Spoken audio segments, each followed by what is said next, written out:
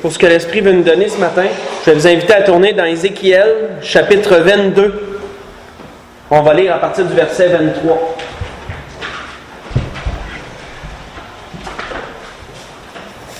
Dans le livre d'Ézéchiel, chapitre 22. On va lire à partir du verset 23. Ça va nous dresser un peu le contexte.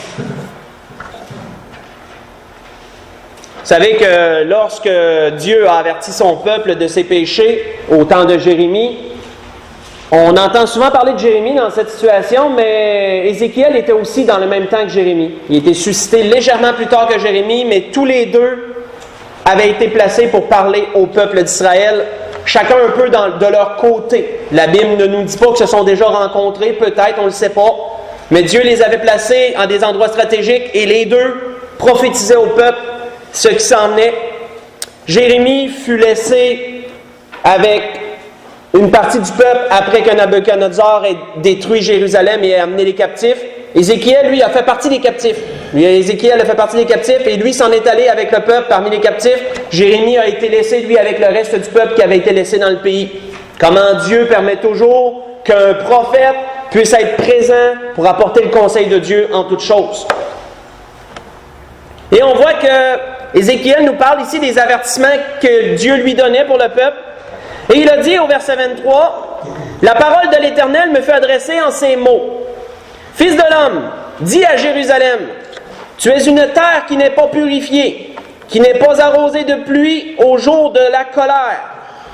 Ses prophètes conspirent dans son sein. Comme des lions rugissants qui déchirent leur proie, ils dévorent les âmes, ils s'emparent des richesses et des choses précieuses, ils multiplient les veuves au milieu d'elles. » Au verset 26, il dit, « Ces sacrificateurs violent ma loi et profanent mes sanctuaires. Ils ne distinguent pas ce qui est saint de ce qui est profane. Ils ne font pas connaître la différence entre ce qui est impur et ce qui est pur. Ils détournent les yeux de mes sabbats et je suis profané au milieu d'eux. Ses chefs sont dans son sein comme des loups qui déchirent leur proie. Ils répandent le sang, perdent les âmes et pour assouvir leur cupidité. Et ces prophètes ont pour eux des enduits de plâtre, de vaines visions, des oracles menteurs, et ils disent, ainsi parle l'Éternel, ainsi parle le Seigneur l'Éternel, et l'Éternel ne leur a point parlé. Le peuple du pays se livre à la violence, commet des rapines, opprime le malheureux et l'indigent, foule l'étranger contre toute justice. » Et notons ce qu'il dit au verset 30. Là, jusqu'à présent, Dieu nous a dépeint la condition du peuple à ce temps-là, au moment où il a été donné cette révélation-là à Ézéchiel, ce qu'il devait dire. Et notons le verset 30, qui est un peu le point culminant, ce que Dieu cherche, ce que Dieu demande. Et c'est sur ça que l'Esprit veut nous arrêter ce matin, qu'il veut vraiment nous expliquer ça, nous le mettre pour nous aujourd'hui, on pourrait dire. Je cherche, dit-il, quelqu'un parmi eux, parmi ces prophètes-là, et je cherche quelqu'un parmi eux, un homme qui élève un mur, qui se tienne à la brèche devant moi en faveur du pays, afin que je ne le détruise pas, mais je n'en trouve point, dit l'Éternel. On va répéter le verset. Il dit, voici la situation jusqu'à présent, voici ce qui se passe, un peu l'immoralité qui a grandi parmi le peuple de Dieu, le peuple d'Israël à ce moment-là. Voici tous les péchés auxquels chacun se livre, selon les classes sociales. Les chefs sont comme ça, les sacrificateurs sont comme ça, les prophètes même sont comme ça. Puis après ça, après avoir dépeint tout ça, il dit, je cherche parmi eux quelqu'un. Il dit, je cherche parmi eux un homme qui élève un mur, qui se tienne à la brèche devant moi en faveur du pays, afin que je ne le détruise pas. Parce que Dieu disait, c'est la destruction qui s'en vient si vous continuez comme ça. Mais je cherche quelqu'un qui se tienne à la brèche devant moi, mais il dit, je ne trouve pas personne. Et donc, verset 31 nous donne la conséquence. Je répandrai sur eux ma fureur, je les consumerai par le feu de ma colère, je ferai retomber leurs œuvres sur leur tête, dit le Seigneur l'Éternel. Mais arrêtons-nous sur ce qui est dit au verset 30. Je cherche quelqu'un qui se tienne à la brèche. Qu'est-ce que ça veut dire, ça? C'est ce que l'Esprit veut nous donner ce matin, de comprendre quand il a dit cela, parce qu'encore aujourd'hui, cela s'applique, frères et sœurs, pour certaines situations. Dieu se cherche des hommes et des femmes qui se tiendront à la brèche. Mais il faut comprendre ce que ça veut dire, ça. Pour comprendre ce que ça veut dire, on va voir une image tirée de l'Ancien Testament, on va voir un fait, et ça va vraiment nous faire une image qui va nous aider à comprendre. C'est quoi une brèche, premièrement? C'est quoi causer une brèche? Ou dans le sens, tournons en 2 Rois 14. On va reculer dans le temps des rois. On va voir un fait vécu, un exemple de cela. Comprendre c'est quoi une brèche. Puisque Dieu dit, je cherche quelqu'un qui se tienne à la brèche. C'est où ça? C'est quoi ça?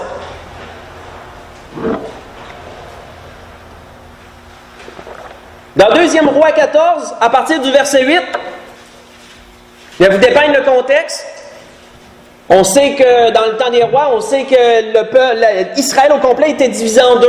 On sait qu'il y avait 10 tribus d'un bord, qu'on dit les rois d'Israël. 2 autres tribus, Juda, Benjamin. On entend surtout parler de Juda. Et donc, il nous est mentionné le roi de Juda. Ça comprend ces 2 petites tribus-là, les 10 autres rois d'Israël. Et les tribus étaient divisées ainsi, au temps des rois. On voit ici qu'il y avait un roi du nom d'Amathia, qui était roi de Juda, qui avait suivi les voies de l'Éternel en majeure partie. Il avait eu une grande victoire. Dieu lui avait accordé une grande victoire. Mais tout d'un coup, son cœur s'est élevé et il a voulu affronter le roi d'Israël. Il a voulu affronter le restant d'Israël en combat. C'est ce qu'on voit à partir du verset 8. Alors Amathia envoya des messagers à Joas, fils de Joachaz, fils de Jéhu, roi d'Israël, pour lui dire « Viens et affrontons-nous. » Et comme ça, là. Voyons ce que le roi d'Israël lui répond. Et Joas, roi d'Israël, fit dire à Amathia, roi de Juda, « L'épine du Liban envoya dire au cèdre du Liban, « Donne ta fille en mariage à mon fils. » Et les bêtes sauvages qui sont au Liban passèrent et foulèrent l'épine. C'est comme une image qu'il lui a donnée. C'est une image qui est dure peut-être à capter pour nous, mais elle était sans doute très compréhensible à ce temps-là pour le roi de Juda. Et donc il lui dit après, il dit, « Tu as battu les Édomites et ton cœur s'élève. Jouis de ta gloire, reste chez toi. Pourquoi t'engager dans une malheureuse entreprise qui amènerait ta ruine et celle de Juda? » Le conseil était sage. Regarde, on n'a rien l'un contre l'autre. Pourquoi tu ne restes pas chez vous puis que tu ne profites pas de ce que tu as gagné? Pourquoi venir me confronter? Pourquoi venir m'attaquer? Pourquoi vouloir la guerre? Mais Amathia, au verset 11, ne l'écouta pas.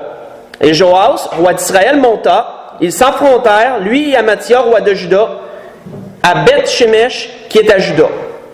Et Juda fut battu par Israël. Vous savez, dans la plupart des guerres qu'on voit dans le temps des rois entre Juda et Israël, Juda a pas mal toujours été les vainqueurs parce que Dieu était plus avec Juda qu'avec Israël, parce qu'Israël s'était déjà détourné de Dieu depuis un certain temps. Juda est demeuré fidèle plus longtemps avant de se détourner lui aussi. Mais là, ici, on voit que c'est Israël qui a gagné. Ça, c'est dans les rares fois qu'Israël a gagné contre Juda. On voit qui avait raison et pas raison, mais peu importe. Continuons. Juda fut battu, est-il dit au verset 12, par Israël, et chacun s'enfuit dans sa tente. Joas, roi d'Israël, prit à Beth-Shemesh Amathia, roi de Juda, fils de Joas, fils d'Asahia. Et notons ce qu'il a fait par la suite. Il vint à Jérusalem et il fit une brèche. Il fit une brèche de 400 coudées dans la muraille de Jérusalem, depuis la porte d'Éphraïm jusqu'à la porte de l'angle. Qu'est-ce que cette brèche lui a permis de faire? Il prit tout l'or et l'argent et tous les vases qui se trouvaient dans la maison de l'Éternel et dans les trésors de la maison du roi. Il prit aussi des otages et il retourna à Samarie. Donc, comprenons bien, frères et sœurs, ici ce qui nous est dit, que peu importe le type de guerre qui était fait à l'époque, lorsqu'un roi entrait en guerre contre une ville fortifiée, une ville entourée d'une muraille, autrement dit, la plupart du temps, il l'assiégeait. Première chose, il lui coupait toutes les vivres. Il lui coupait toute retraite, personne entre, personne sort, la nourriture ne rentre plus, on étrangle, on attend. Mais en même temps, qu'est-ce que cette armée allait faire? Elle allait essayer de percer la muraille. Si elle n'était pas capable de rentrer par la porte principale qui était barricadée habituellement, vraiment bien barricadée, bien fortifiée, bien, ils vont essayer de percer la muraille pour pouvoir trouver un moyen d'entrer dans la ville et conquérir la ville. Et comment ça s'appelle, ça, percer une muraille? C'est une brèche, c'est de causer une brèche, causer un trou dans le mur, autrement dit, un accès qu'on va se faire pour aller à l'intérieur. Premièrement, selon le dictionnaire, c'est ce que ça veut dire, faire une brèche. Ouverture, vide ou cassure dans une clôture, un mur, une haie. Tu défonces un morceau de clôture pour entrer, bien, tu as fait une brèche dans la clôture et là, tu peux entrer par là. C'est un peu ce qu'on voit ici, le roi d'Israël, pour réussir à entrer dans Jérusalem et voler les biens qui étaient dans la maison d'Éternel, a dû faire une brèche. Il a fait une brèche de 400 coudées. Donc, elle était quand même assez large pour permettre à son armée d'entrer, envahir la ville, faire ce qu'il a fait et ressortir par la suite. Donc, premièrement, c'est ça une brèche. En termes clairs, on fait une cassure, une brisure dans un mur. Et si vous voulez lire pendant la semaine, vous pourrez voir un autre exemple dans 2 Roi 25, versets 1 à 4. Lorsque Nabuchodonosor est venu prendre Jérusalem pour la détruire, il a fait la même chose qu'on voit ici. Il l'a entouré, il l'a étranglé, il a attendu, mais en même temps, il a fait des assauts. Et lorsqu'ils ont réussi à percer le mur, ils ont fait une brèche, et là, ils ont pu entrer dans Jérusalem et conquérir la ville. C'était habituellement le mode opératoire, la façon de faire dans ce type de guerre-là. Mais d'une façon plus imagée, frères et sœurs, ça c'est d'une façon physique, causer une brèche. D'une façon plus imagée, on voit que Job a utilisé cette image-là. Parce que d'une façon imagée, ça veut dire quelque chose aussi. Faites juste écouter ce que Job a dit. On sait que Job se posait des questions sur sa condition, connaît un peu la situation. On sait que Job se demandait pourquoi Dieu permettait les choses qui lui arrivaient. Et on voit ce qu'il dit, ce qu'il pense à propos de Dieu dans ce sens, en disant « Dieu me livre à la merci des impies. Il me précipite entre les mains des méchants. Il dit « J'étais tranquille et il m'a secoué. » En parlant de Dieu. « Il m'a saisi par la nuque et m'a brisé. Il a tiré sur moi comme un but. Ses traits m'environnent de toutes parts. Il me perce les reins sans pitié. Il répand ma bile sur la terre. » Et notons ce qu'il dit « Il me fait brèche sur brèche. Il fond sur moi comme un guerrier. » Et là, Job continuerait dans ses plaintes. Mais qu'est-ce qu'il dit à propos de Dieu? Il dit « Il me fait brèche sur brèche. » D'une façon imagée, une brèche veut dire causer un tort à quelqu'un, un dommage. Si j'ai une très bonne amitié avec quelqu'un et qu'on dit il a fait une brèche dans son amitié avec la personne, ça veut dire que j'ai causé un tort peut-être à un ami, puis là l'amitié est entachée. Il a commandé un petit malaise. Faire une brèche façon imagée, c'est de causer un tort à quelqu'un. On voit que c'est pourquoi Job disait ça de Dieu. Il dit il me fait brèche sur brèche. Je ne comprends pas, mais il me fait mal. Dieu me fait mal, puis je ne comprends pas. Il y a des dommages qui me sont faits. Tout ce qui m'arrive, puis je ne comprends pas. Il me fait brèche sur brèche. C'est une image démontrant ce sens. Et revenons, maintenant qu'on sait c'est quoi une brèche, autant d'une façon physique, on fait un trou dans une muraille, autant d'une façon imagée, on fait un tort à quelqu'un ou un tort nous est fait, un tort de quelque sorte, faire une brèche. Notons ce que Dieu disait maintenant dans l'introduction. Il dénote la moralité du peuple, immoralité plutôt, et après il dit « Je cherche quelqu'un qui se tienne à la brèche ». D'une façon spirituelle, frères et sœurs, quand on imagine un peu ce que l'ennemi fait à une ville fortifiée, il cause une brèche.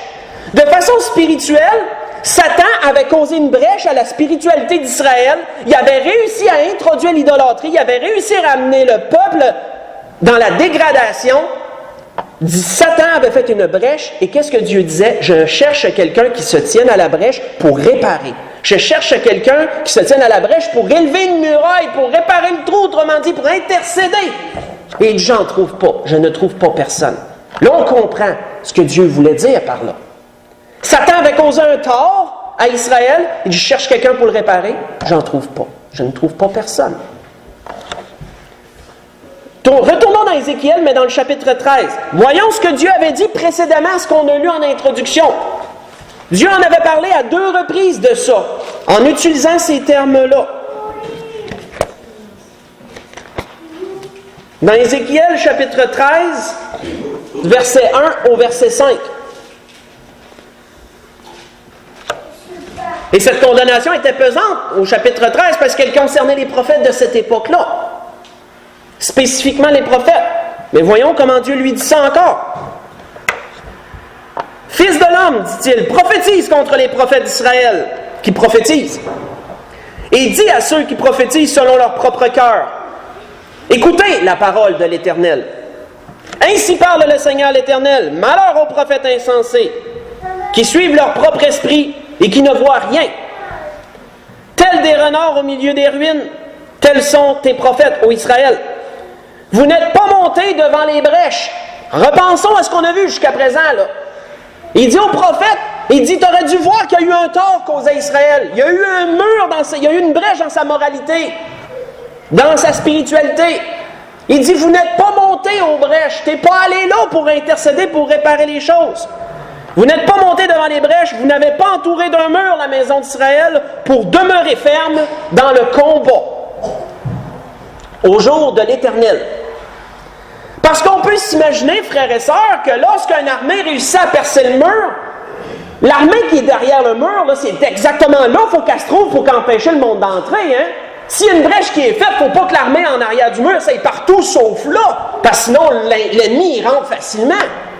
Mais si l'armée se tient où la brèche, bien, l'armée va essayer de repousser l'ennemi adverse d'entrer dans la ville, si on comprend bien. Et spirituellement, c'est la même chose. Si Satan fait une brèche dans la mort et comme dans la spiritualité du peuple, qui était derrière le mur, une façon imagée pour intercéder, c'était le prophète. C'est le prophète qu'il fallait qu'il soit là puis qu'il fallait qu'il parle. Mais Dieu disait quoi? Il dit, vous n'êtes pas montés aux brèches. L'ennemi a pu rentrer, l'ennemi a pu détruire. Vous savez, frères et sœurs, quand on pense à tout cela, le Seigneur nous a déjà un jour bien imagé quels étaient les buts de Satan. Ainsi, on regarde quel est le but de Satan pour le peuple de Dieu. Autant à cette époque que le peuple de Dieu aujourd'hui en Jésus-Christ, le but de Satan reste le même. Qu'est-ce que le Seigneur avait dit? Il avait dit, le voleur ne vient que pour, ça veut dire qu'il ne vient pas pour d'autres choses. Le voleur ne vient que pour dérober, égorger et détruire, disait-il dans Jean 10, verset 10. Hey, il ne vient que pour ça. Ça veut dire qu'il ne vient pas pour être bon, puis après ça être méchant. Il ne vient que pour dérober, égorger et détruire. Et notons, frères et sœurs, les trois choses. Il ne vient que pour dérober. Quand on dérobe, ça veut dire quoi? On vole. On vole quelque chose, on l'a dérobé. Satan est un voleur et un menteur, frères et sœurs. Qu'est-ce qu'il veut? Il veut dérober. À ce moment-là, il voulait dérober le peuple de Dieu. Dans quel sens? Attirer le jugement de Dieu sur. Attirer le jugement de Dieu sur Israël. Qu'est-ce que Satan veut faire aujourd'hui? Il veut nous dérober aussi. Il veut nous voler notre joie. Il veut nous voler notre paix. Il veut nous voler notre bonheur. Il veut nous voler notre espérance.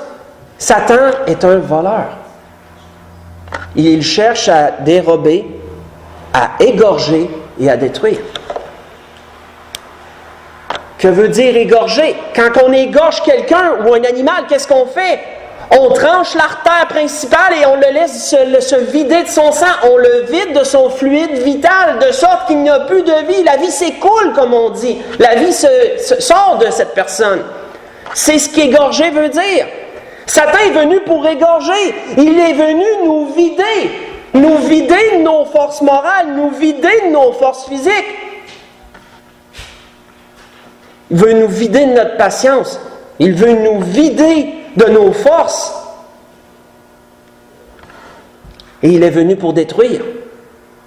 Qu'est-ce qu'on fait quand on détruit? On réduit quelque chose en miettes.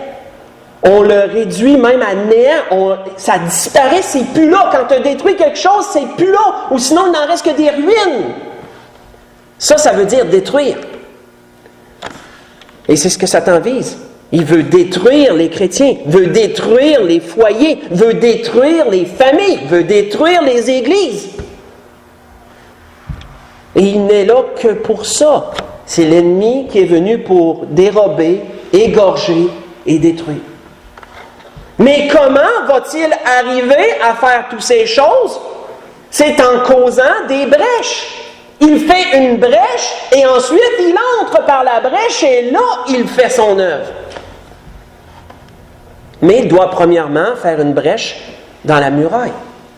La muraille, c'est notre spiritualité, notre état spirituel, notre condition spirituelle. Et s'il fait une brèche, ensuite, il exploite. C'est comme ça que les ennemis conquéraient les villes à l'époque. C'est la même chose aujourd'hui. Que devons-nous faire, frères et sœurs, pour empêcher ça? Que devons-nous faire dans ce sens? Tournons dans le psaume 60. Dans le psaume chapitre 60. Parce que souvenons-nous, frères et sœurs, comme Dieu, au temps d'Ézéchiel, se cherchait quelqu'un pour se tenir à la brèche, pour défendre la faille qui venait de se faire, pour refortifier le mur. Dieu se cherche encore des gens aujourd'hui pour la même chose. Et cela s'applique pour l'Église si le cas est avenant, pour une famille si le cas est avenant, pour un couple si le cas est avenant, et pour même une vie personnelle si le cas est avenant. Satan peut faire des brèches dans notre propre vie, nous pouvons décider de le laisser entrer, nous pouvons décider d'être là à la brèche et de défendre cela, de refortifier le mur, de réparer les choses. On peut décider de fuir, de laisser aller, ou on peut décider d'être courageux, puis d'être là, puis de se battre. On peut faire l'un ou l'autre. Mais sachons une chose, et cela était autant vrai à l'époque que c'est aujourd'hui, si une brèche est faite et qu'on est partout sauf là où est la brèche, la ville est prise. Ça, c'est assuré. Mais si on est là, on peut repousser l'ennemi en dehors de la brèche et on peut fortifier et réparer la brèche et avoir la victoire. C'est un ou l'autre. C'est toujours vrai, autant spirituellement que ça l'était physiquement autant des grandes guerres. C'est la même chose. Mais on voit premièrement quoi? Qu'est-ce qui est dit dans le psaume 60? Nous allons lire du verset 1 au verset 7. Il est dit, au chef des chantres sur le lys lyrique, hymne de David pour enseigner. Lorsqu'il fit la guerre aux Syriens de Mésopotamie et aux Syriens de Tsoba, et que Joab revint et bâtit dans la vallée du sel 12 000 Édomites. Ô Dieu, a-t-il dit, tu nous as repoussés, dispersés, tu t'es irrité. Relève-nous. Pour un temps, t'es dur, mon Dieu, mais relève-nous maintenant, s'il vous plaît, relève-nous. Tu as ébranlé la terre, tu l'as déchirée, et notez ce qu'il demande maintenant, il dit, répare ces brèches, car elles chancellent. Tu as fait voir à ton peuple des choses dures, tu nous as abreuvés d'un vin d'étourdissement, tu as donné à ceux qui te craignent une bannière pour qu'elle s'élève à cause de la vérité, afin que tes bien-aimés soient délivrés, sauve par ta droite et exauce-nous. T'a-t-il demandé? La première chose que nous devons faire, c'est d'implorer Dieu de réparer les brèches, d'implorer Dieu d'intervenir dans ce qui est en train d'arriver. Si on voit le cas avenant, si on voit que dans une famille, il y a une brèche qui a été faite, tout le monde se tenait, puis que tout d'un coup, il y a quelque chose qui divise tout le monde, il y a une brèche qui a été faite dans la famille. C'est l'ennemi qui fait ce genre de choses. Seigneur, répare les brèches. Dans un couple, c'est la même chose. Si un couple se tenait, puis qu'après ça, il y a une discorde, il y a une brèche qui a été faite par l'ennemi. Seigneur, répare les brèches. Tiens-toi, Seigneur, sois là à la brèche. Répare ça. Et personnellement, si on suivait le Seigneur, puis que tout d'un coup, on est rendu dans le monde, il y a une brèche qui a été faite par l'ennemi. Il y a une œuvre qui a été faite. Seigneur, répare les brèches. Et dans l'Église, si une Église était unie et se tenait pour le Seigneur, il arrive quelque chose, tout le monde est divisé, et tout le monde s'entre-déchire, il y a une brèche qui a été faite par l'ennemi. Seigneur, répare les brèches. C'est dans le même sens partout. On doit premièrement prier et implorer le Seigneur de réparer ça. Mais devons-nous faire que ça? Devons-nous seulement prier que le Seigneur répare les brèches et attendre? On voit que dans un autre psaume, il a été dit quelque chose à propos d'un homme courageux, du nom de Moïse. Qu'est-ce qui a été dit sur lui? Il a été dit, ils oublièrent, en parlant du peuple de Dieu à ce temps-là, ils oublièrent Dieu, leur sauveur, qui avait fait de grandes choses en Égypte, des miracles dans le pays de Cham, des prodiges sur la mer Rouge. Il parla de les exterminer, mais Moïse, son élu, se tint à la brèche devant lui, en parlant de Dieu. Il se tint à la brèche devant lui. Pourquoi? Pour détourner sa fureur et l'empêcher de les détruire. Voyez ça dans le psaume 106, à partir du verset 21 au verset 23. Et si vous voulez voir l'exemple de ce qui est arrivé, c'est l'Exode chapitre 33. Dans ces coins-là. 32, 33, 34. Je ne vais pas vous tromper, c'est là-dedans. Je pense que c'est le chapitre 33. Où le peuple s'est détourné de Dieu avec le veau d'or pendant que Moïse était sur la montagne. Moïse revient, voit le peuple dans le dérèglement. Et il sait que Dieu veut les détruire à cause de ça. Qu'est-ce que Moïse fait? Premièrement, il sait qu'il y a un jugement qui doit être fait. Il va au milieu du peuple. Il dit, à moi ceux qui sont pour l'Éternel, tous les enfants de Lévi, de la tribu de Lévi, aillent vers lui. Et il leur donne un ordre sévère. Il dit, prenez votre épée et vous allez tuer chacun un membre de votre famille. La Bible nous dit qu'il y en a 3000 qui sont morts. Et après ça, Moïse est allé devant Dieu. Puis là, il a dit, Dieu, tu vas leur pardonner ou tu m'enlèves de ton livre de vie. Tu leur pardonnes ou tu enlèves mon nom du livre de vie. Ça, c'est d'intercéder à la brèche. Ça, c'est de se tenir à la brèche parce qu'il y a eu une brèche qui a été causée par l'ennemi. Et là, l'ennemi avait fait une œuvre et Dieu, ça l'avait tiré le jugement de Dieu. Moïse s'est tenu à la brèche. Il s'est tenu là, il a intercédé pour le peuple. Il a dit, Seigneur, pardonne-les ou enlève mon nom du livre de vie. Et Dieu leur a pardonné. Dieu a dit, OK, je ne les détruirai pas. Je vais faire comme tu as demandé. Être à la brèche, frères et sœurs. On doit prier que le Seigneur répare les brèches. Mais on doit également, on doit agir. On doit être là pour faire quelque chose. Parce que Dieu se cherche des hommes et des femmes qui vont se tenir aux brèches pour réparer. On ne doit pas que prier que les choses se fassent et ensuite s'asseoir confortablement et dire, ben Seigneur, répare les brèches. On doit agir pour les réparer, ces brèches-là. Peu importe lesquelles qui ont été faites, hein? Peu importe dans quelle sphère, que ce soit dans l'Église. Je ne crois pas que c'est le cas présentement, ça a déjà été le cas, si vous vous souvenez. Mais le Seigneur a permis que les brèches soient réparées, ou du moins, c'est très bien, ça s'en vient dans très bonnes choses que je peux voir. Le Seigneur vous a suscité des hommes, hein? Il y a eu Frère Landry qui a commencé une œuvre, le Seigneur m'a choisi pour continuer l'œuvre que Frère Landry a commencée, et je crois que la brèche est réparée dans l'Église, je le crois, quand je vois l'unité qui règne maintenant et l'amour qui règne. Je crois que la brèche a été réparée, mais il y en a eu une. C'est un exemple. Mais il y a des brèches qui sont causées dans des familles, il y a des brèches qui sont causées dans des couples, il y a des brèches qui sont causées dans nos vies personnelles. Et on doit être là, on doit se tenir à la brèche pour réparer. On voit de quelle façon que ces choses-là doivent se faire. On va lire là-dessus avant de conclure. Tournons dans Néhémie chapitre 4. Parce qu'il y a eu un travail physique qui a été fait à ce moment-là. Et ça nous image vraiment bien ce qu'on doit faire. Dans Néhémie chapitre 4, on va parcourir ça avant de conclure ce que l'Esprit a voulu nous donner ce matin. On va lire quelques versets par-ci, par-là.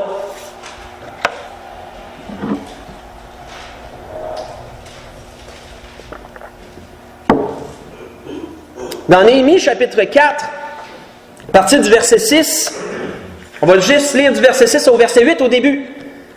Parce qu'on sait qu'après les 70 années de captivité, Dieu a permis que des parties de son peuple reviennent pour rebâtir le temple de l'Éternel, mais pour rebâtir aussi la muraille.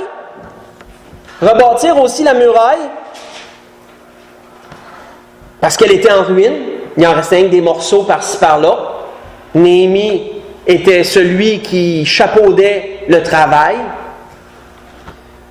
Il nous est dit à partir du verset 6, « Nous rebâtîmes la muraille qui fut partout achevée jusqu'à moitié de sa hauteur. » Lui et tous ceux qui étaient avec lui.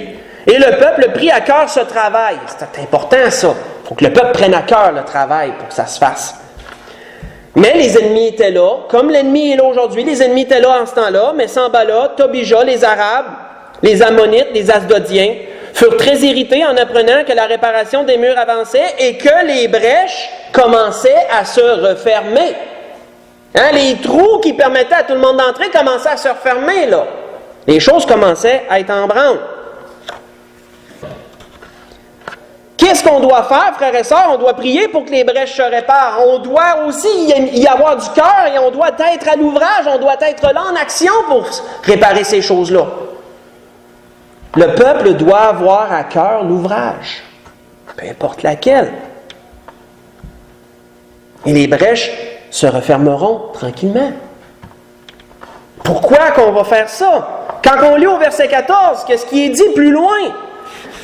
Néhémie dit, je regardais, et m'étant levé, je dis aux grands, aux magistrats et au reste du peuple, ne les craignez pas, parce que là, l'ennemi était là, puis l'ennemi voulait faire arrêter ce travail-là. Il ne les craignait pas, disait-il. Souvenez-vous du Seigneur grand et redoutable, et combattez pour vos frères, pour vos fils, pour vos filles, pour vos femmes, pour vos maisons. Souvenez-vous pourquoi vous faites ça, pourquoi vous réparez les brèches. Qu'est-ce que ça va servir? Ça va servir à vos enfants, ça va servir à votre femme, ça va servir à vos familles, ça va servir à vos frères et vos sœurs. Ça va servir à tout le monde, ça. Comment qu'on doit travailler maintenant à cela? Si on continue au verset 17, si on descend au verset 17, comment eux travaillaient?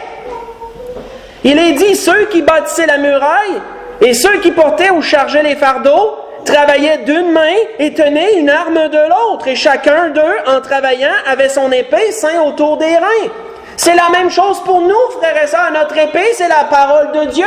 On doit travailler d'une main et avoir la parole de Dieu dans l'autre. Être prêt à combattre l'ennemi s'il vient, et en même temps, on travaille à réparer les brèches. Souvenons-nous ce que l'apôtre Paul a dit aux Éphésiens. Car nous n'avons pas à lutter contre la chair et le sang. Si c'était seulement de lutter contre quelque chose de physique, on aurait un moyen, on aurait des moyens, on pourrait utiliser nos aptitudes. Mais ce n'est pas contre la chair et le sang. Nos aptitudes sont inefficaces. Nos mains sont inefficaces face à Satan.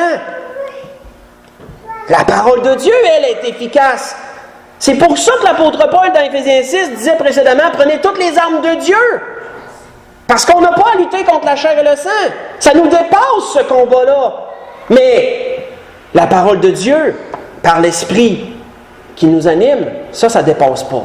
Ça ne dépasse pas Dieu, par contre.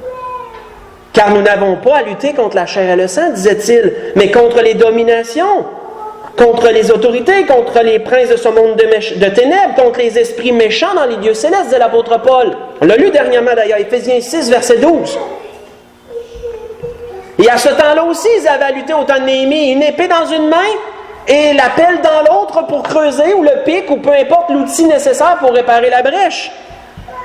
Il est dit au verset 19, « Je dis aux grands, aux magistrats et au reste du peuple, l'ouvrage est considérable et étendu, et nous sommes dispersés sur la muraille, éloignés les uns des autres. » Parce que Jérusalem, c'est une très grande ville. Et la muraille entourait la ville, donc c'était très grand. Au son de la trompette, rassemblez-vous auprès de nous, vers le lieu où vous l'entendrez sonner. Si l'ennemi vient essayer de briser le mur à un tel endroit, on va sonner de la trompette à cet endroit-là, puis tout le monde, venez nous rejoindre afin que tous ensemble, on lutte à la brèche et on répare les choses.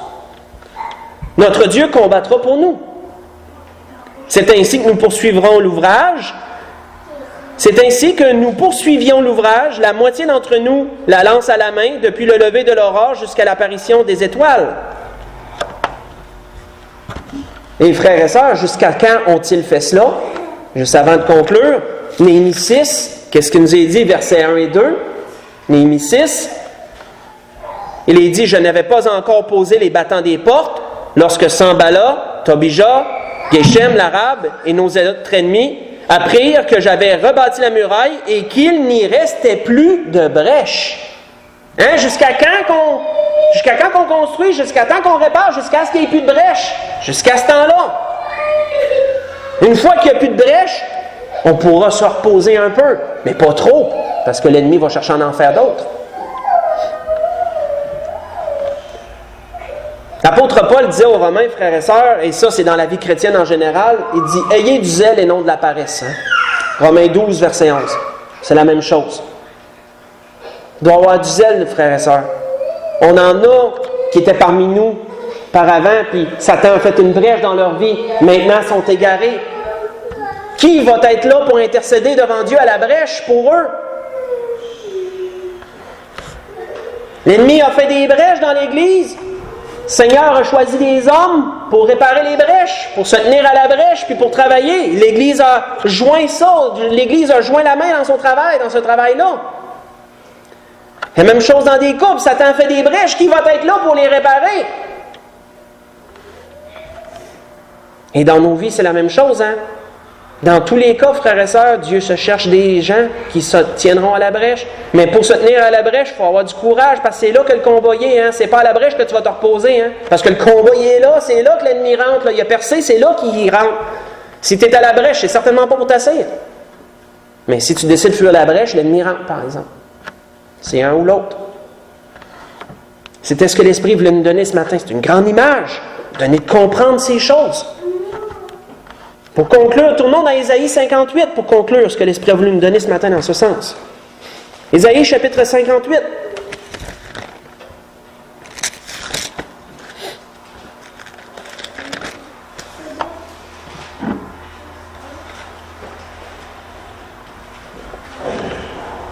On va les deux versets, le verset 11 et 12.